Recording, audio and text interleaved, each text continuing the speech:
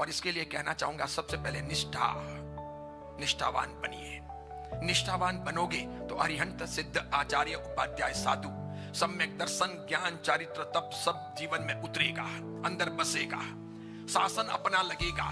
शासन के सभी अंग जो हैं, ये सभी जो आयाम हैं, ये सब अपने लगेंगे।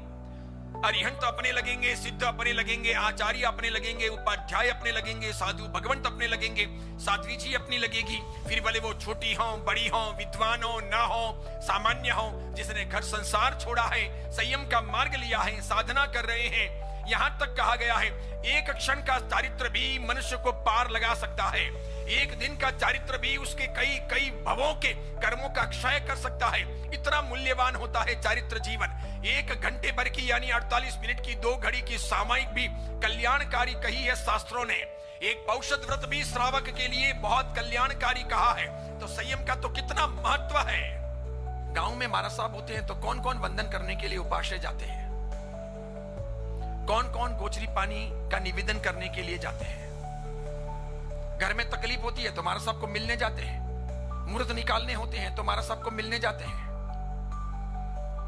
बच्चे बच्चियां नहीं मानते हैं तो महाराज साहब को मिलने जाते हैं। यानी आपको अपना काम निकलवाना है, महाराज साहब की और जिन शासन की भक्ति करनी है और उनके चरणों में समर्पित रहना है और उनको अपना मानना है। ऐसा किसने के मन में है?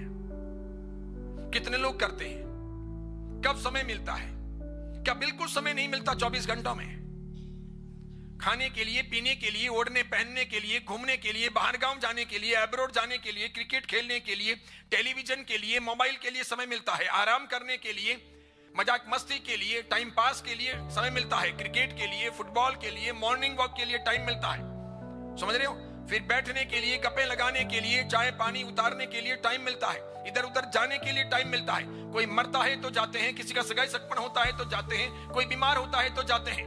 वे सब भौतिक निष्पादन है, सामान्य ये अलौकिक संबंधों की प्रक्रियाएं हैं। 30 साल, 40 साल, 50 साल चलेंगे, उसके बाद में दूसरी तीसरी पीढ़ी में ये सब चीजें भुला दी जाएगी। फिर भी उन्हें संभालते हैं। और जिन शासन का संबंध साधु, साध्वी, आचार्य, उपाध्याय, अरिहंत, सिद्ध इत्यादि का संबंध भवो भव का, कि इनकी मेहरबानी भवो भव बरसे, ऐसा मैं बनूं, ऐसी मैं बनूं, इनसे कुछ सीखूं, इनके चरणों में बैठूं, इनकी बातें मानूं, ऐसा कितने के मन में होता है? सिर्फ जैन साधु है जो समाज पर निर्भर है।